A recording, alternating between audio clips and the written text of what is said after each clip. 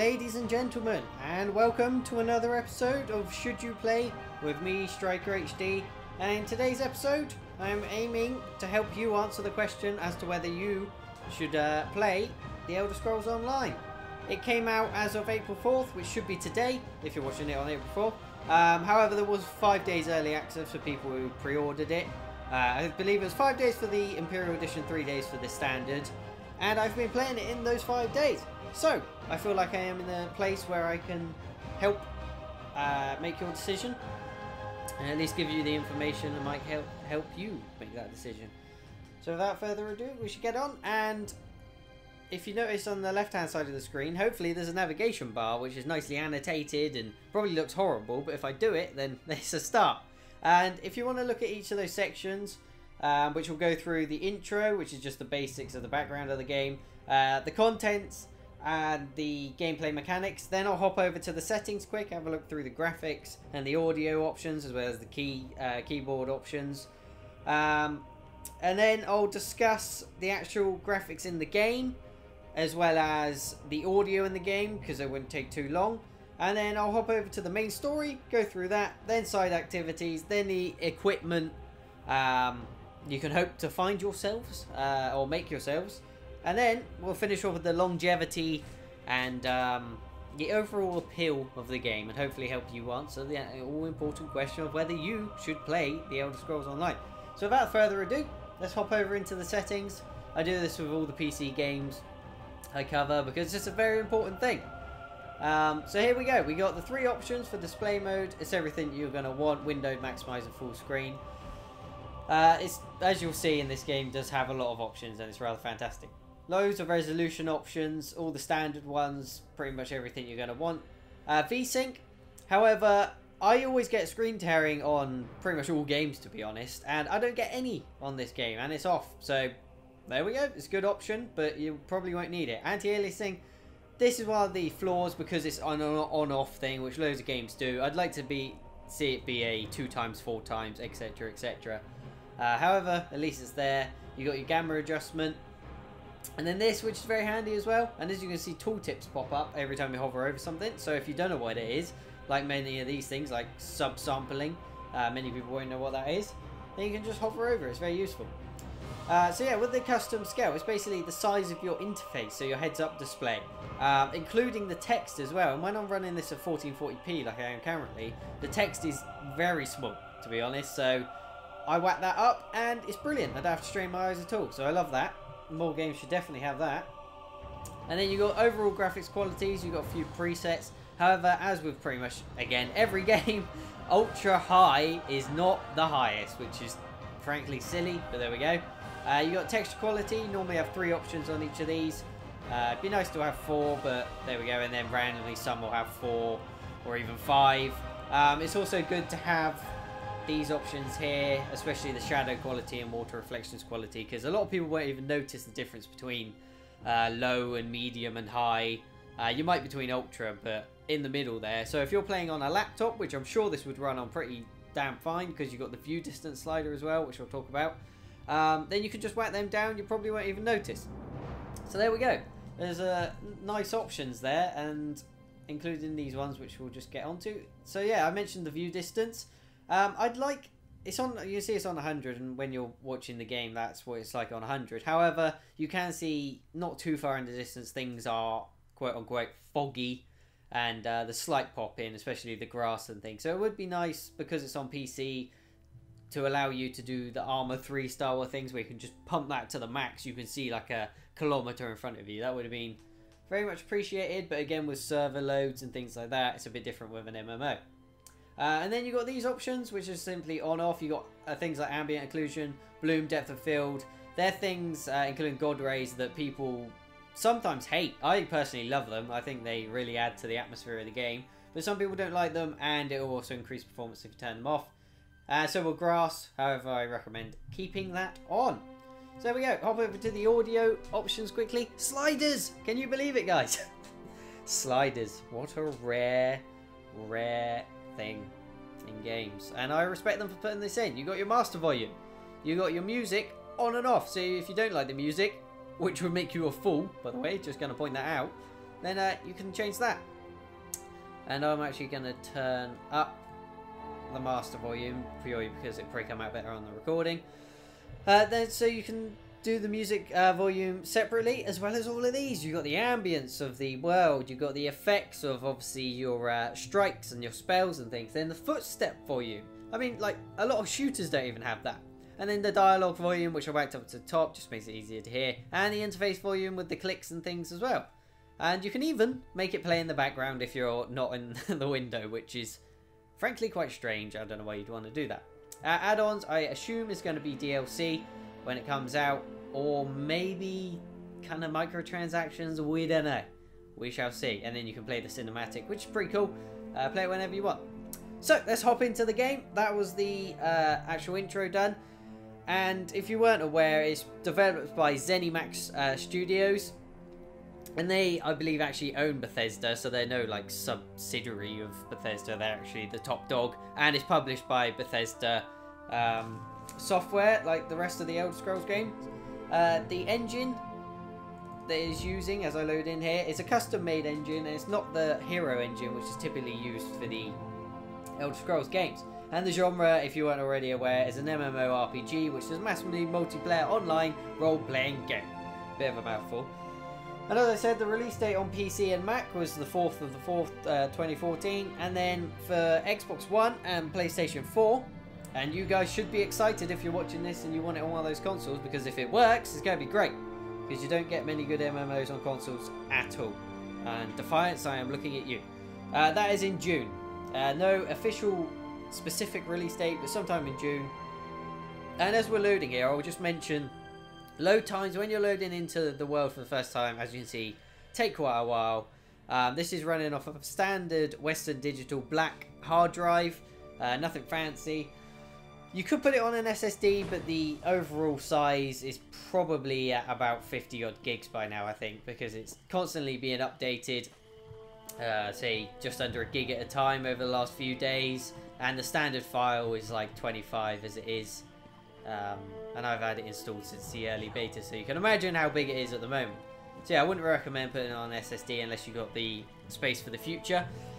However, load times can be quite long throughout the game. Going into buildings literally takes a second or two. I'll see if I can show you that quick. I'll hop into this building. But when you're going into a completely new area with completely different landscapes, things like that, it can take a few seconds. So there we go. Hop straight in. Easy peasy. No problem there. So glad there's no load times on actually entering buildings, because that would be rubbish. And as you can hear in the background, we're going to hop over to the audio of the game, because the soundtrack is immense. It is one of the best mixes of epic orchestral, I don't know how to word it, but epic orchestral tracks with calm fantasy, zen-like tracks that I have ever experienced in the game. Obviously, the Elder Scrolls, renowned for having very, very good music. Obviously, Skyrim, especially so, with the theme tune, if you want to call it for that, being incredibly epic. So yeah, and the audio will ramp up and ramp down. As you can tell now, it's kind of ramped down because I'm not really doing anything. If I go into combat, it would ramp up. You get the drum beats, you get the higher rate orchestral scores. So that's pretty cool. Obviously, you got the separate sliders if you don't like it, if you do like it, and you can buy it on iTunes. However, I do feel like it should have come in the Imperial Edition. I can't feel a bit cheesed off by that, but there we go. Can't have everything, I suppose. So yeah, that's about it for the audio. Besides the sound effects, which I think could be better. They're a bit bland in places and a bit repetitive with the blows and strikes and things. However, they are satisfactory and good enough. And as you can see with the view distance, what I meant in the background, this area is actually a bad one to do it in because it is quite foggy. As you can see, that comes into view, the way shrine over there. So yeah, sorry I'm just running around at the moment, but I kind of just want to talk about things. Actually, we'll hop over to the way shrine so I can go to a different location. And the only other thing with audio, before I finish, is dialogue. Let me find someone to speak to quick. Robert Etienne. Seems like a good person. Here we go. The Lion Guard are amazing. I'd sign up in an instant if I didn't have Marguerite to worry about. So there we go. That's a random NPC who most people will never ever talk to. I don't think he's a quest giver from what I know. And the voice acting is pretty good. It's better than most games and most movies, to be honest. And given the amount of characters, I'm sure they use the same voice actors for lots of the characters. However, you can't really tell. And they got lots of famous names in. They got Dumbledore from Harry Potter. I can't remember the actor's name. I didn't write it down, unfortunately. So I apologise. This is a werewolf in a bubble. So there we go. And they've got some other famous actors and actresses. That's always nice. Bethesda tend to do that. And it makes a difference. It really does. Because they're the main characters. They're the ones you listen to most. And overall, the audio and the thingy, the voice acting is very good. And there's not many rough edges to that. So we'll get on to the graphics and the overall fidelity, as well as the art style, things like that. As you can see, the loading screens are pictures out of the art book, paintings, things like that, and they look fantastic. And the overall graphics, for an MMO, I have to say, in my personal opinion, is the best looking MMO to date. And I guess it should be, it's the newest. However, when you look at things like World of Warcraft, obviously it's been around over a decade now, as far as I'm aware, and it looks disgusting. I know they update their character models and things like that. They up the resolution and things. They recently did it with their female characters, which is all good. Nice to see them being dedicated to that. However, this game looks rather fantastic. I'd personally say as well that it looks better than Skyrim did without any mods. And especially on console, because obviously you can run it with anti-aliasing and with higher resolutions. But yeah, I'd say that. If we quickly look at the texture work, it's not great. It's pretty damn blurry. However, if I back off to say here, and remember you're looking at this at 1080p or 720p through a YouTube video, so obviously it's compressed and things. But yeah, you can see from here, that looks pretty great. It looks like it's got tessellation, which it of course doesn't. Not real tessellation anyway, just a fake kind. It kind of stands out. Ooh, didn't want to do that. Sheath my sword. And that's actually, as I go into first person, because I don't do it very often, it's something that reminds me to mention that was something they added purely because of the criticism they got from it not being in there. However, they didn't add an FOV slider. So as you can see, this looks fine. You can zoom out to like normal MMO style, but I like to keep it kind of over the shoulder-ish, like here. If you go to first person, look at the size of my damn sword. I mean, that's frankly ridiculous. It is so big, and you can't see anything. As you see, when I zoom out, I can see so much more. They need an FOV slider. I know they said they might put one in. They need to. I can't play it in first person, I'm afraid. It's just not comfortable. So there we go. And yeah, the overall graphics, in terms of fidelity, is pretty good. For an MMO, you really cannot complain. As you see they're blurry. You can almost see the pixels, but if you're looking at it like this, it looks good. It looks good. And I don't think anyone can really deny that. However, where it really stands out is in the general art style. If you pick up the art book, if you haven't, then you definitely should, but you'll notice the varying environments. It goes from deserts to Arctic landscapes to beautiful forests and jungle-like areas to barren wastelands to swamp areas where I was just at, where the werewolves are. It's just endless, and I'm only level 11, which has taken me, I'd say, 20 odd hours to get to, possibly more, but I've done all the quests I can, and yeah, the art style is fantastic. As we can see here, we're kind of in a medieval European or British type city or castle, and you can tell by all the architecture, the brickwork, the woodwork. It's just great, and you know exactly where you are purely based on the aesthetic of that place. You go, like I say, you got deserts, so you'll recognize that place, as well as the beautiful forests. And if we quickly hop onto the map for this area, you've got the city bit here, and then you've got all of this, which is forests, rocky areas, swamplands, all sorts of things. You've got stoneworks here, like Stonehenge kind of objects. You've then got over here the docks. You've got hills, mountains, everything, valleys, everything you could hope for in a game that focuses a lot on the land. So I have no complaints there whatsoever. In fact, it's probably my biggest praise for the game. I mean, just look. Mountains in the background, the forest, the horses, everyday life going on. We could hop down here, see some ships. Hello there. Everything is on a grand scale and everything is varied, and you never get bored of the landscapes, and I think that's rather fantastic. So yeah, that's about it for the graphics for now. In terms of the particle effects and your spells and that, they all look pretty good. They could look better, but again, server load, things to do with MMO problems, kind of always restrict that, but they've done a great job. You cannot deny that. Hello. So next, while I check my notes, I'll hop over to the main story. That is indeed what we're going to go to. Where is it? There we go.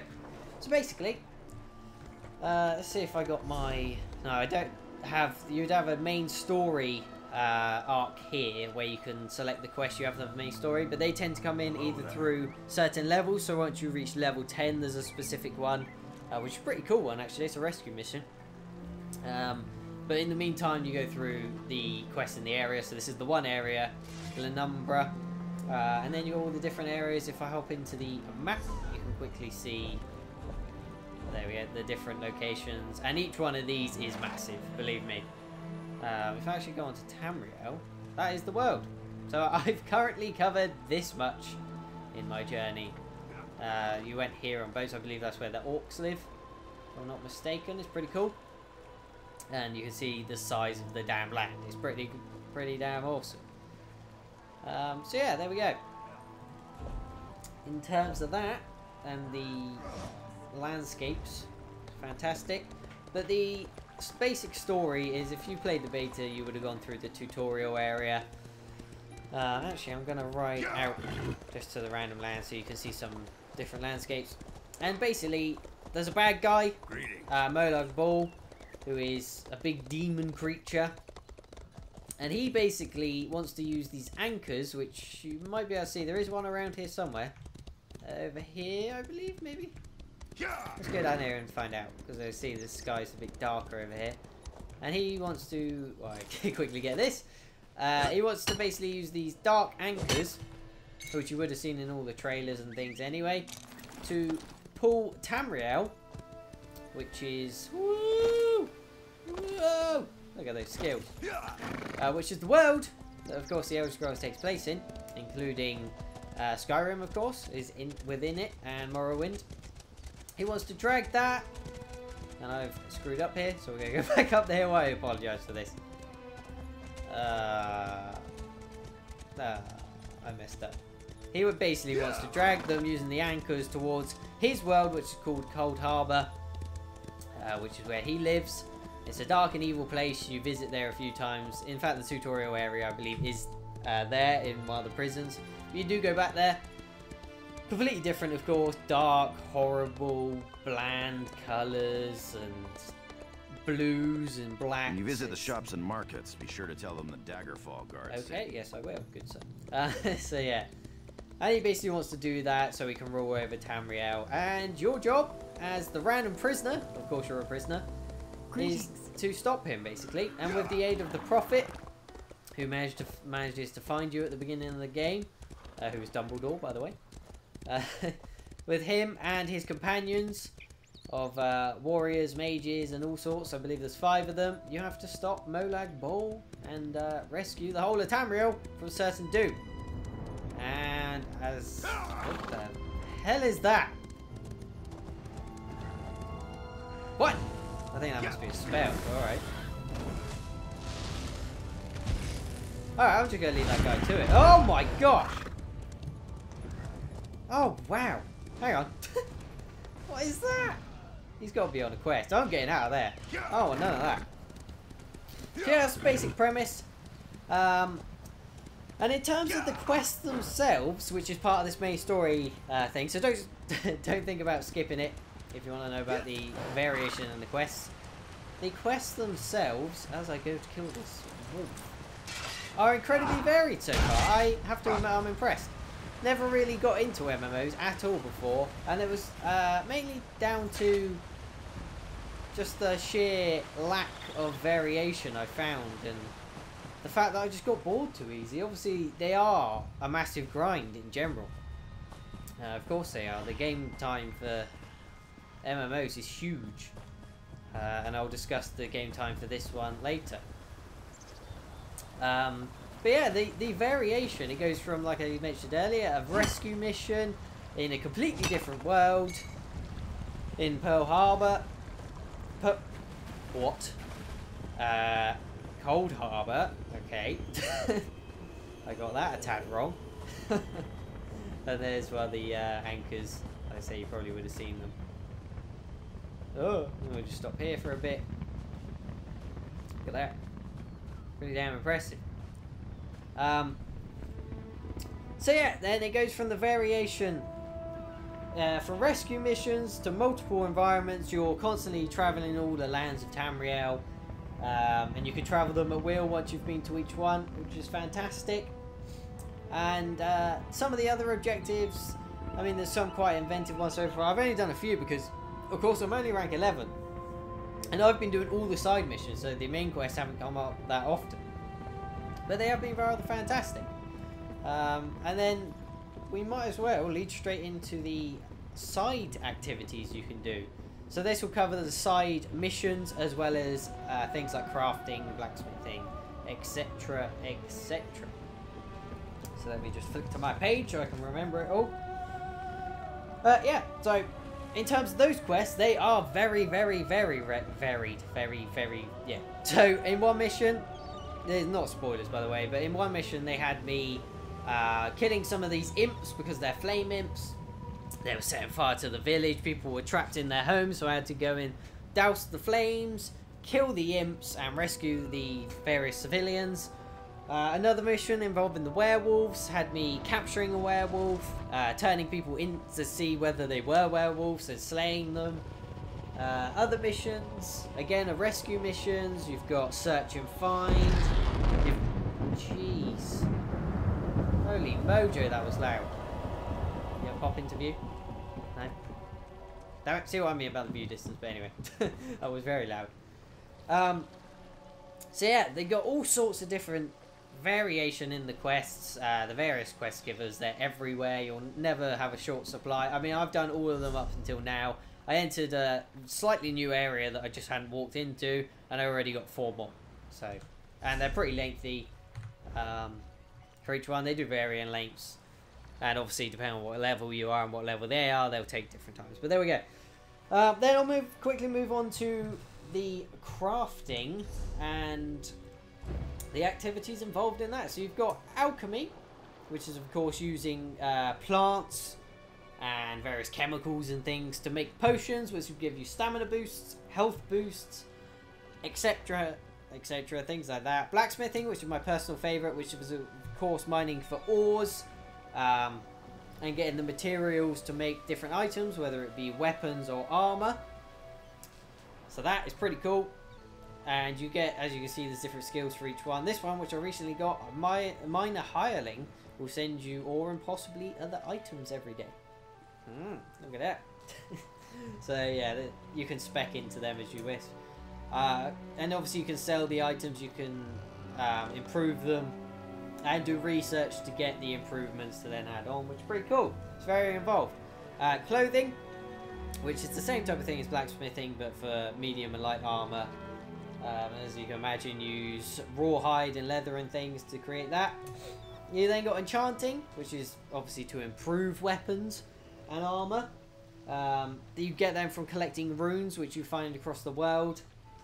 They're normally reasonably easy to spot because they'll be by rocks and trees and things, and there might be an enemy near them a lot of the time. So that one's quite fun as well. And then provisioning, which is basically cooking, which levels up really quick, by the way. And you find recipes across the world in crates and barrels and through quests and things. You just learn them, and then you get the ingredients, which again you find all over the place, very common. And you can make anything from soup to full-blown meals, to brewing, which you can do ale, and I love ale, so there we go. That's good fun. And then you can do wine and things, and again they give you boosts in stamina, health and magicka and things. And then finally you have woodworking, which is again the same type of thing as blacksmithing, but for wood weapons like staffs and bows. You can deconstruct, you can instruct, you can improve, enchant, same things with blacksmithing and clothing in a way. So yeah, they're all good fun, and they all have their own spec trees, tech trees, spec trees, whatever, to give you bonuses. So you're probably better off going into a couple of them. Personally, I'll go into blacksmithing and enchanting the most in terms of spending skill points. So yeah, there we go. That's pretty much the side activities. The side quests hugely varied. They're great fun. They're always interesting. And so far they haven't got bland. So whether it will be like that 100 hours down the line, I cannot tell you. This is the first impression show.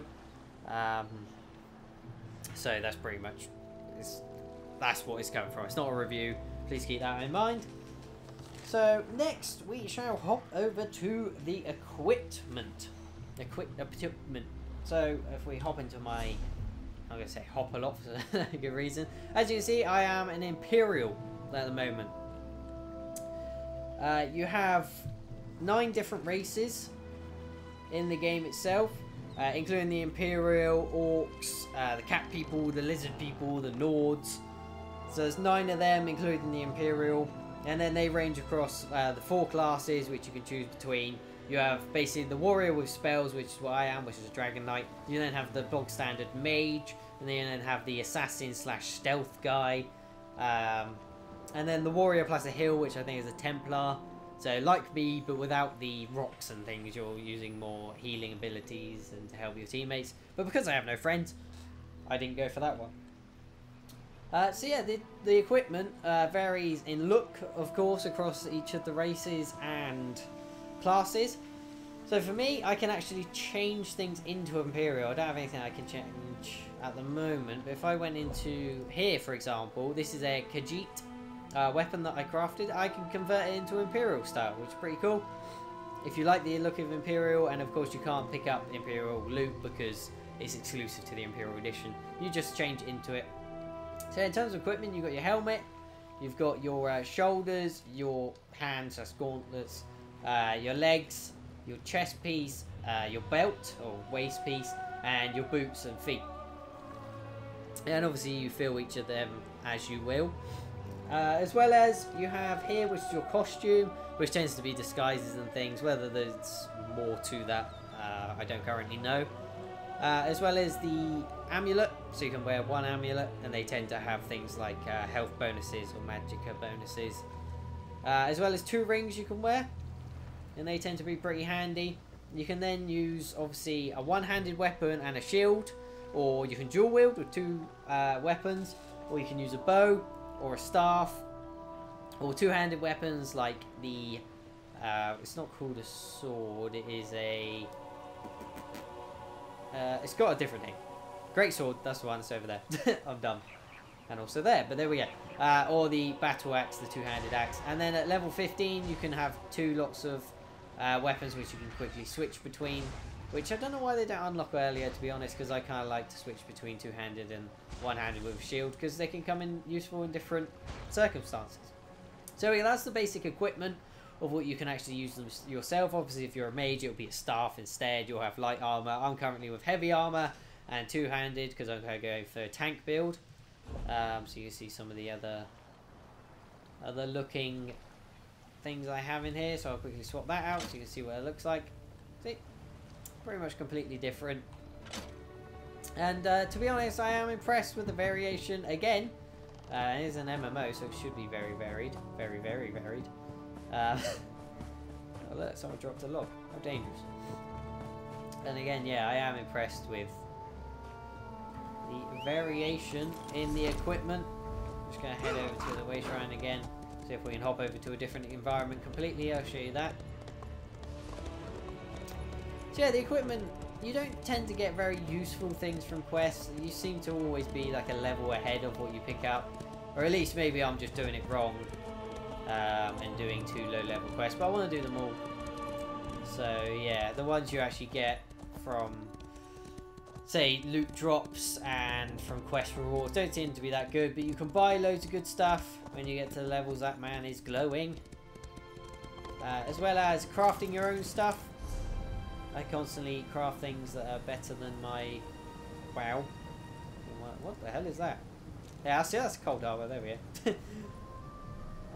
Let's hop over to...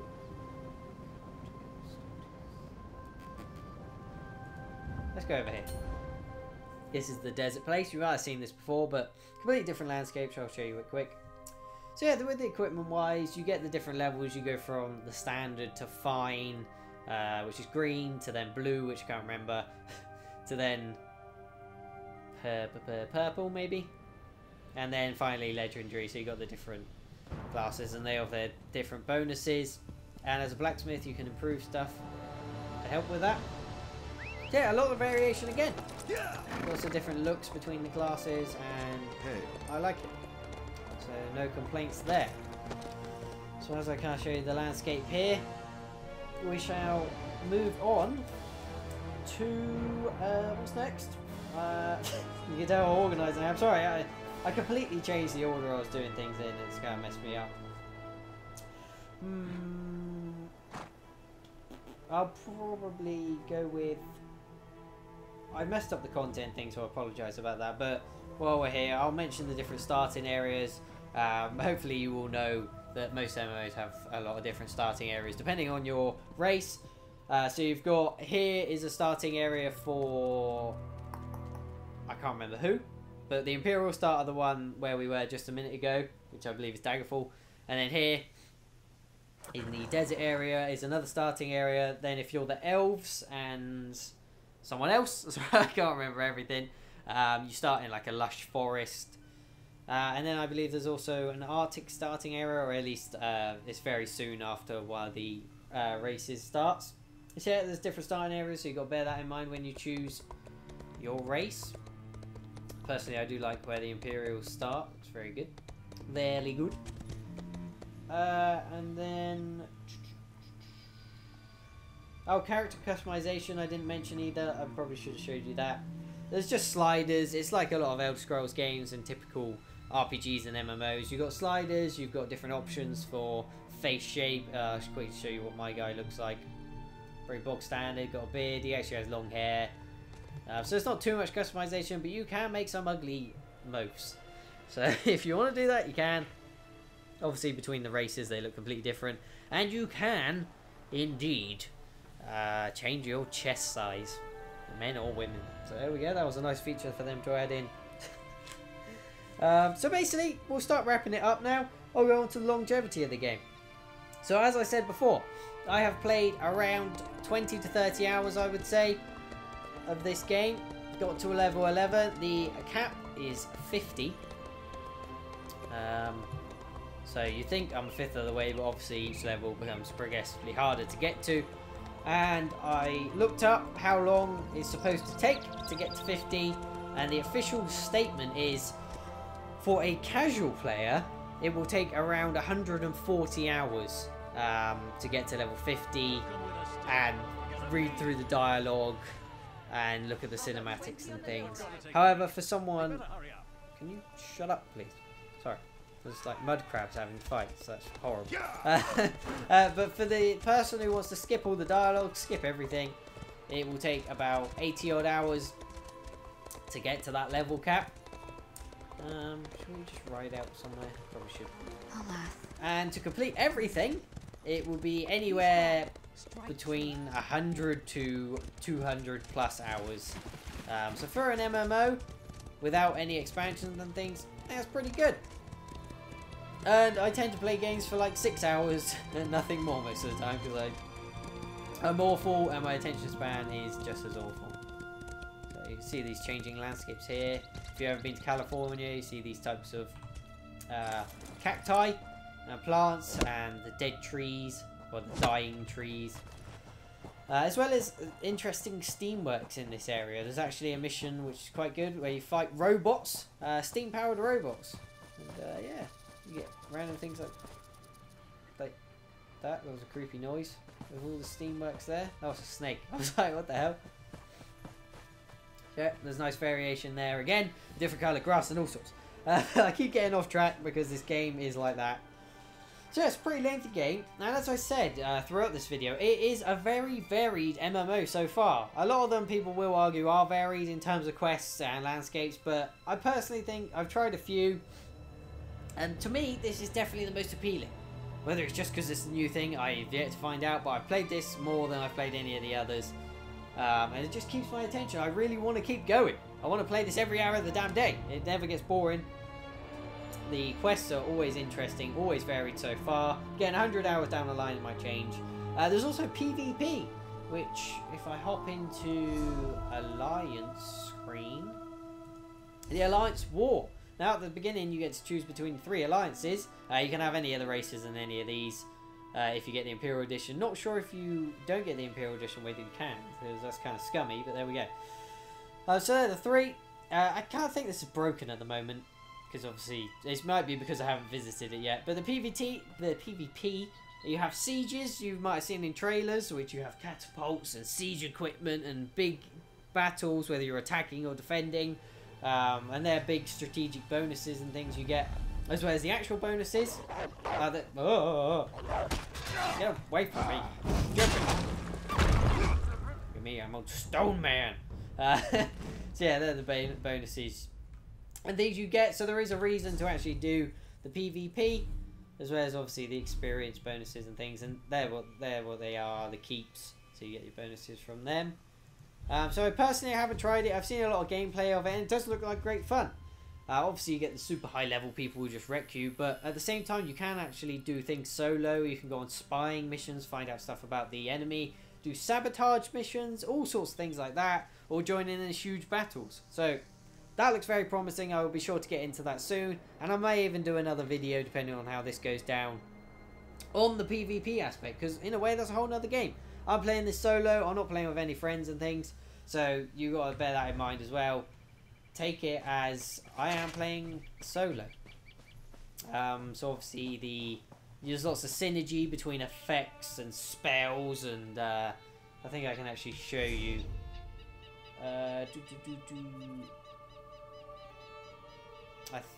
Bear with me a second, sorry. It is this one here. So if you notice, it says an ally can activate the Impale Synergy, damaging enemies held within the Talons. So if you're with a random person, you can do that. They might activate it. However, if you're with friends, you've got synergy bonuses and things. Obviously, it makes it a tad easier.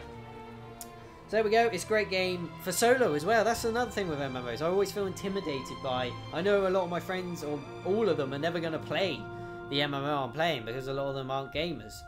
Hey, Scorpion. But with this, I have had no problem whatsoever playing this game solo. I love the fact that random people, real people, are walking around the world. However, with the HUD options, you can have it completely bare.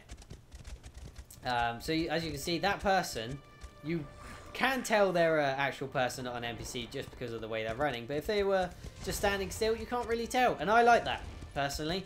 I really like to feel like I'm part of the world. See, that guy... Oh, that is actually a bad guy. Well, apparently you don't want to attack me, but there we go. So you probably wouldn't be able to tell, because they have a level, much like human player characters. Let's fight these guys when we can. Look at that. This guy's a ninja, apparently. Fire, you like that? Punks. So yeah, I really like that you can just minimize the HUD completely and really get immersed into the world as a whole. However, as you can see, I've got my skills at the bottom there, which is an option you can turn on. I just find that kind of useful. It just allows me to see what I've got on at any time. And remember the buttons, even though they're pretty simple. And I'll quickly show you some of the other options while I'm talking about it. It's just under interface here. So you got on and off with pretty much everything. You got health bars and different things, whether they're injured or not. And I love it. I really love that, because with World of Warcraft, I look at gameplay of that and it's just so cluttered. You've got everything everywhere. And with like the chat seems to be constantly on. I'm sure you can change them as well, but it seems like in that game you kind of require all those things on. Whereas in this you really don't. So yeah, that's another bonus for me. As well as what was I going to mention? Oh, actually, a criticism on that is, as you can see, there is only number 1 to 5 in your skills. That is not enough on PC. It should be at least, in my opinion, at least 1 to 6, if not more. I think World of Warcraft has like 10. And then you have your ultimate under R and your quick slot item, which are pretty pointless. They're just like health potions under Q.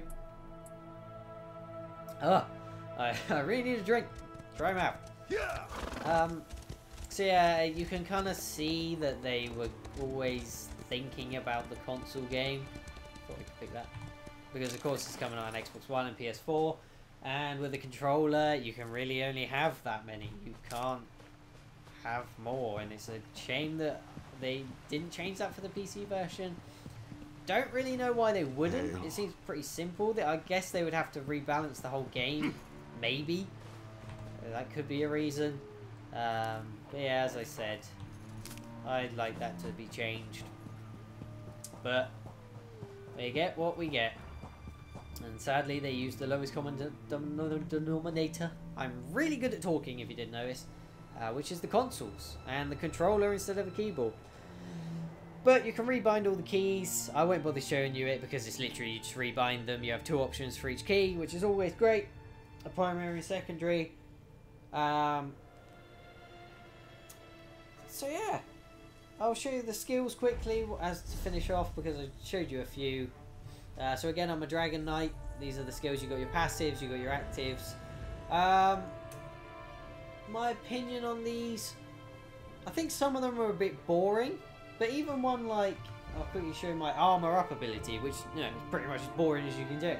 It just gives you extra armor. Boom! I get molten spikes coming out of my back. Now that's pretty awesome, if disgusting.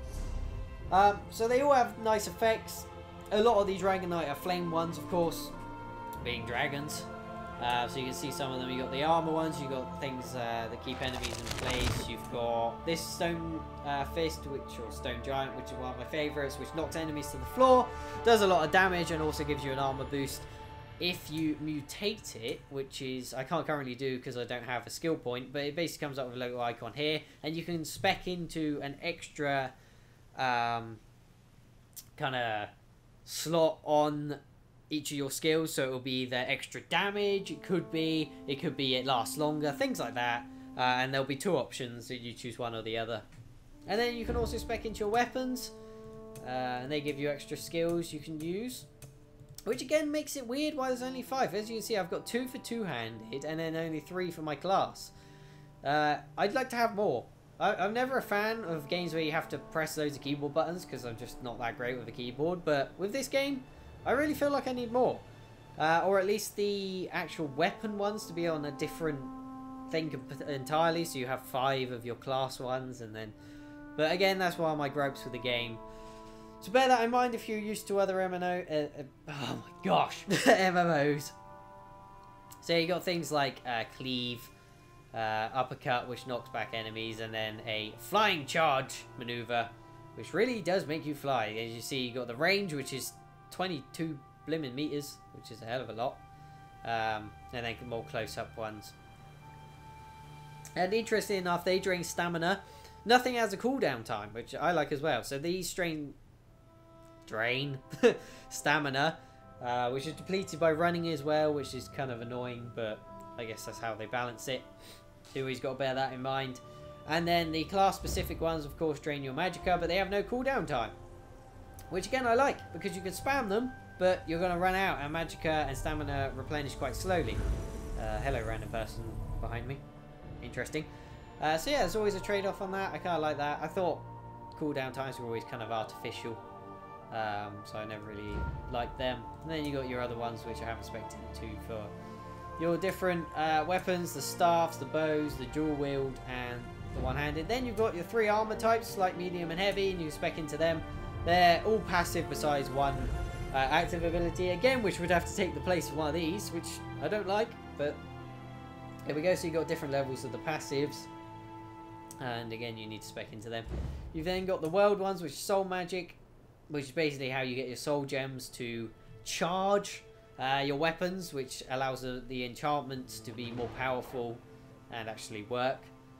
as well as other things, allowing you to actually respawn on the spot rather than going to the nearest way shrine. The nearest way shrine can be quite far away if you die in the middle of nowhere. So that's useful. You always want to keep some of them on you at any time. So you spec into that. You then got the 3 guilds. The Mages Guild, the Fighters Guild, and the Undaunted. Now, I like the Fighters Guild. They're not as interesting as I hoped they would be, and the leader's called Seal Colours, which is dumb. So there's that. And then you got the Mages Guild, which is pretty cool. And then you're Undaunted, so you get bonuses from each of them. You get active abilities. You even get an ultimate ability for all of them. No, just for the Fighter and Mages. The Undaunted aren't really a guild. They're kind of a sub-guild, I call them. So yeah, you get active abilities, passive abilities, and even more ultimates. Again, only 5! No! I know it's not going to change, but there we go. And depending on the race you chose, you get some passive abilities. So the Imperials have extra shield. They actually have bonuses on one hand. Did I? Please don't tell me I spec'd into that. I hope I unlock that by default. I really do, because obviously I don't use one-handed, so that'd be dumb. But then you get the max health, max stamina, and melee attacks as well. So they're kind of useful for me, despite me not going one-handed. And like the Nord, they're the two-handed ones. I think Orcs, again, heavy armor, things like that, health. And then finally, as I showed you earlier, you can spec into each one of the crafting. I'll show you the journal quick. Gives you a nice description on the task at hand, as well as the basic overview of the task. And if I exit that, you'll see in the top right, it tells me my current quest, what to do, and if it's kind of one they think you might get stuck on, it actually has a hint, which is useful as well, because sometimes you do get stuck, and sometimes there's just glitches. But so far, they've pretty much fixed every glitch I've come across. I've looked at the patch notes, and they've fixed all the ones that I've seen. So, as I said, I'm going to show you another landscape quick. We hop over to... Go to this one. I can't actually remember what this one's like, but we'll go to it anyway.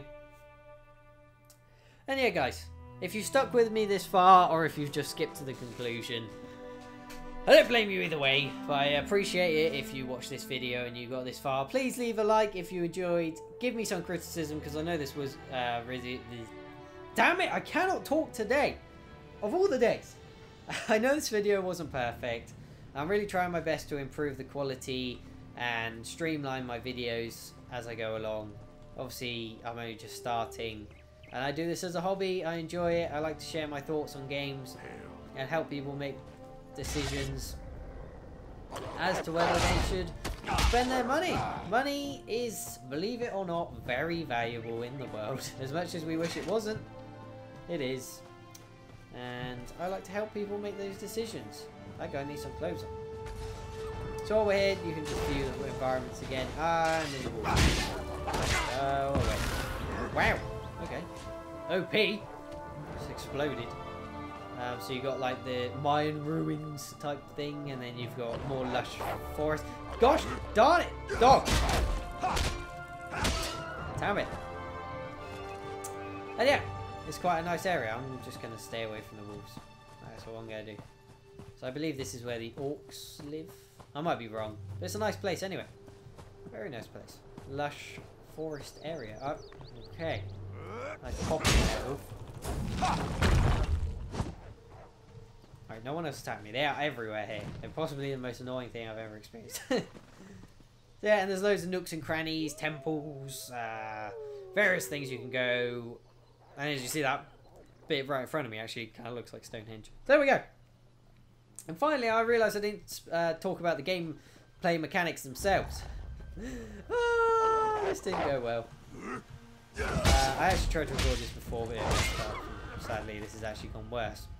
So, gameplay mechanics. It's kind of like Skyrim, to be honest. You can go first person, and you'll be like, "Hey, it's Skyrim." Also, lighting effects, pretty nice. Get your god rays. Woo! Look at that. Pretty. So yeah, you can do it third person. It feels more like a third person action game slash MMO. But again, MMOs, I never liked the combat. Like in Star Wars, I thought it was horrible being that kind of turn-based type. It's not turn-based, I know. But that type of thing, this is all feels fluid, real time, not as fluid as Skyrim. No one pretends it is Skyrim, and it is never going to be as fluid as that. But for me, this is the best so far that an MMO has done. And with the spells as well, they're nice and quick to go off. They have cast times. I'll get into a bit more combat here so I can show it off. So from here, I go lunge, and I can use my stamina attacks. Uppercut to whack him in the face. But yeah, it all feels good. I never don't want to get into combat because it always feels pretty satisfying, I would definitely say. And there, as you can see, you can do a standard block. Right mouse, you can do your standard attack. Left mouse, as you'd expect. But if you hold both of them, it does some weird sort of parry slash shield bash. If you've got a shield up, of course. And that will basically interrupt any enemy's special attack. Let's see if this guy does it. Go on, do your special. Do a special. Do a special. Do a special. So he's going to charge. It comes off the cone. You just want to avoid them. And then you can take advantage if you do avoid them. Ah, there we go. And he died before because of the flame damage. But basically, it interrupts their special attacks when the white bit comes over their head. Red, of course, you just want to avoid. And then with the white, you want to interrupt it because it tends to be a very vicious special attack. So yeah, there's that. That's the basic combat. Again, it's different, obviously, if you're using a staff and magic weapons. Because, of course, it's longer range. So same with the bow. But people seem to be pretty happy using them. A lot of the classes I see are melee orientated because you get the spells, and the spells are pretty cool. So there's not that much reason to be a mage. But again, if you want to specialise in that, it's range combat. And it's quite satisfying. The sound effects for all of the spells, as I said before, very satisfying for the most part. And then with the spells themselves, they all have their very individual effects. You'll see a random one go off from a random person. You'll be like, holy crap, that was awesome. So gameplay mechanics wise, the combat is simple for the most part. You can kind of spec into like fire, so you can do a lot of burn damage. You can kind of get a lot of synergies. Not too many though, it's not too complex. So again, I kind of like, I appreciate that because you can get into it quite easily. And your ultimate is actually charged from combat. As you can see, mine is charged at the moment. No cooldown on that either. But of course, you've got to do a lot of combat to get it. So yeah. I don't really know what else to say. You've got mounts. Which you get for free or for 1 coin if you have the Imperial Edition. Otherwise, they're way too expensive because there's a lot of running in this game. And personally, I think they should just give the 1 coin mount to everyone. But that's the world we live in, clearly. So, yeah, kind of sad that they had to put all those things in the Imperial Edition. And I feel sorry for all the people who can't afford that. And I don't blame them if they can afford it and don't want to, because it's kind of a rip-off. That's a completely different subject. So, in conclusion, I love the game. I'm addicted at the moment. I've never been into MMOs before. When I was younger, I always thought, oh, they're stupid, you know, the graphics are awful, they're not fun, you're just mashing buttons. But this one feels like an action MMO, and that's what I'm going to call it. An MMO RPG. Action, massively word. Oh dear. Never make that another category. And, like I say, it's kept me interested for the 20 or 30 hours, and a lot of games can't do that. Especially MMOs, which... Wow, I just noticed this came up, so I'm going to do this. I'm sorry. I just had to. Alright. Oh, hello. Almost missed that. Here's a rune, by the way. Just carve it out. But yeah. I have said my gripes with the game. In terms of frame rate, it's running at 60 while I'm recording. That's with everything maxed out and at 1440p, which is great. I've experienced no lag whatsoever besides one occurrence where I logged in, everyone was just spazzing out. Logged out, logged back in, fixed. There's commands that if you get stuck, you slash stuck, I believe it will unstick you, for lack of a better term. And everything tends to be solved by relogging, which is fantastic. Doesn't take too long to log out and log back in. There is some glitches, there is some broken quests still, but as I said, so far ZeniMax have fixed everything that I've experienced wrong with the game. There was one quest I couldn't complete because the enemies weren't appearing. Fix that within like a day of me trying it. Of course, some people go do it earlier and be a bit more frustrated, but they're working hard. Big updates all the time, practically every day. They got the promise of DLC in the future, so maybe wait for that if you want. No doubt it might go free to play. The game, if you're not aware, is about £30 on PC to buy. It retails at £40, I believe. And the Imperial Edition digital version is £70. And the Imperial Edition physical edition, which comes with the Molag Bal statue and the art book, which I highly recommend. The art book's incredible, as so is the statue. It is £90 because Game got it exclusively and they suck. So whether it's worth that, I don't really know. And that only includes 30 days game time and not the soundtrack. So thanks. And yeah, it's $8.99 a month after that, I believe, or £9 a month after that, and then $15 as well. So a lot of people will not do that, and they've stuck by their guns. I'll give them that, whether it's because of the money or whether because they think it's genuinely worth it. But at the moment, I'm happy to pay that. I know a lot of people won't be, and I respect that. But while this is getting on to the hour mark, which, oh my golly gosh, I'm going to have to split this in 2 parts. I'll probably upload them simultaneously. Oh, this was supposed to be a 30-minute video. It is an MMO, so to be expected. So yeah, there's the pricing concerns. There is the broken bits. There is the lack of an FOV slider. And I have nothing really bad else to say about it. I love it.